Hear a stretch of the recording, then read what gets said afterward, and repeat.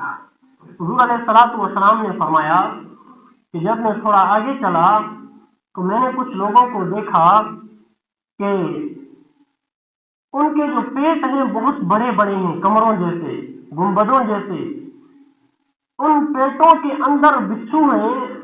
اور بڑے بڑے موٹے موٹے سانپ ہیں جو ان لوگوں کو اندر سے کاٹ رہے ہیں۔ بڑی خطرناک صورت حال تھی۔ میں نے جناب جبریل امین سے پوچھا یہ کون لوگ ہیں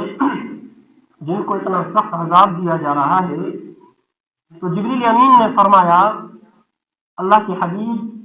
یہ آپ کی امت کے وہ لوگ ہیں جو دنیا میں سود کھایا کرتے تھے، حرام مال کھاتے تھے، آج اللہ رب العزت ان کو یہ عذاب دے رہا ہے۔ تو جو سود کا گناہ ہے یہ اتنا خطرناک گناہ ہے۔ حدیث مبارکہ میں آتا ہے جناب نبی کریم صلی اللہ علیہ وسلم نے فرمایا کہ حضرت ابن مسعود راوی ہیں اس حدیث مبارکہ کے، الربا ثلاثۃ وسبعون بابا ایسرها ان ينكح الرجل امه، کہ آپ علیہ الصلوۃ والسلام نے فرمایا کہ جو سود ہے اس کے 73 درجے کے گناہ ہیں، لیکن ان میں سے جو سب سے کم درجے کا گناہ ہے وہ یہ ہے کہ آدمی اپنی سگی ماں کے ساتھ زنا کرے۔ اتنا خطرناک قسم کا گناہ ہے سود کا کھانا۔ بلکہ ایک اور حدیث مبارکہ میں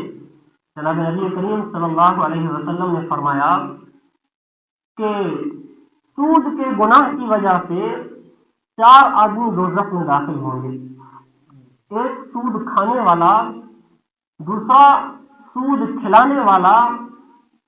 اور تیسرا وہ آدمی جو اس سودی معاملے کو لکھتا ہے، اور چوتھا وہ آدمی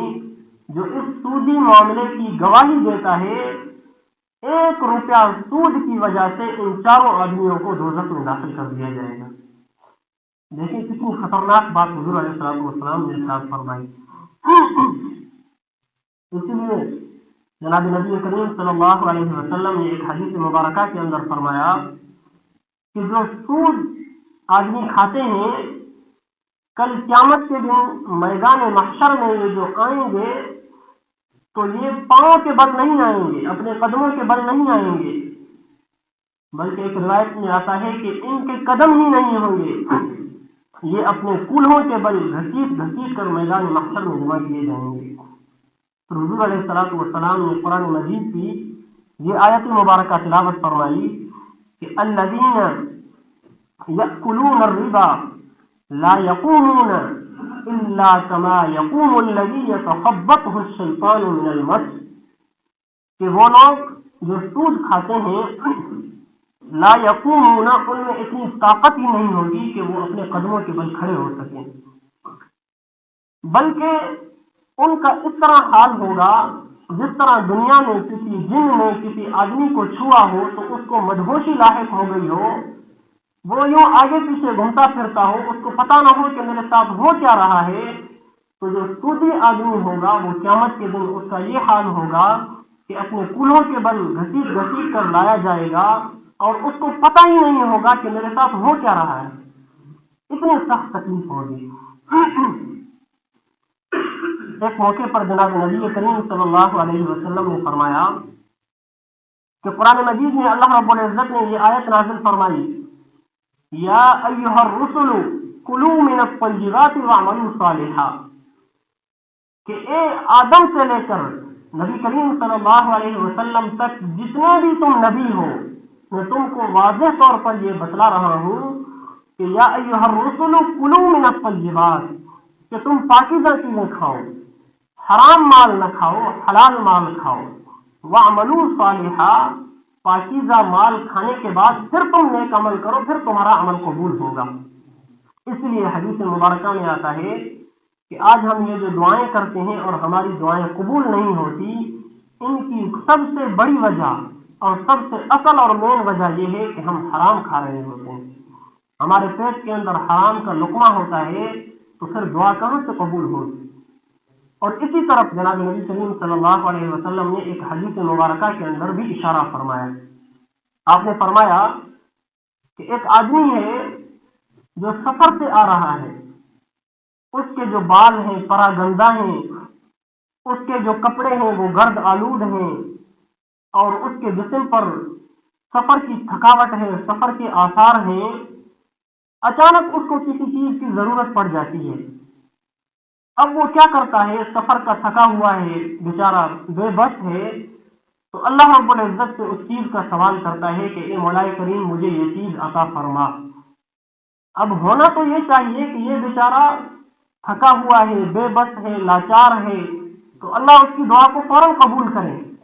لیکن حضور علیہ الصلوۃ والسلام نے فرمایا اتنی مشقتوں کے باوجود اس کی دعا قبول نہیں ہوگی۔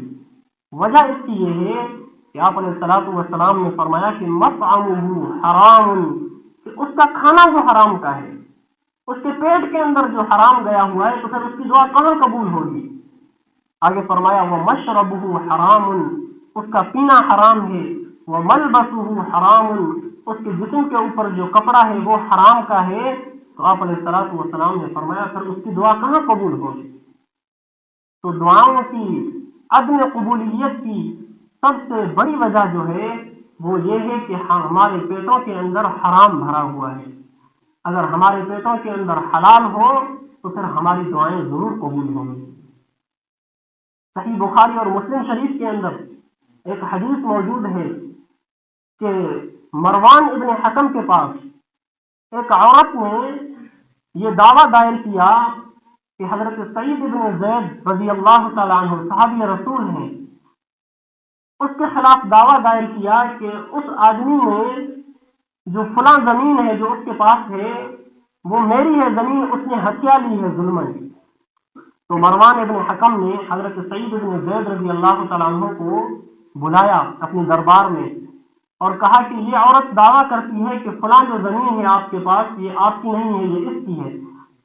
تو حضرت سعید ابن زید رضی اللہ تعالیٰ عنہ نے فرمایا کہ میں نے حضور علیہ الصلوۃ والسلام کی ایک حدیث سنی ہے، کیا اس حدیث سننے کے بعد میں کسی کی ظلماً زمین لے سکتا ہوں؟ تو مروان ابن حکم نے کہا کہ آپ نے کون سی حدیث سنی ہے، ہمیں بھی بتاؤ۔ تو حضرت سعید ابن زید رضی اللہ تعالیٰ عنہ نے وہ حدیث بتلائی کہ آپ علیہ الصلوۃ والسلام نے فرمایا کہ جس آدمی نے کسی دوسرے کی ظلماً تھوڑی سی زمین ہتھیا لی، اس پر قبضہ کر لیا، چاہے زمین کا تھوڑا سا ٹکڑا کیوں نہ ہو، کل جب یہ آدمی قیامت کے دن آئے گا تو یہ زمین کا ٹکڑا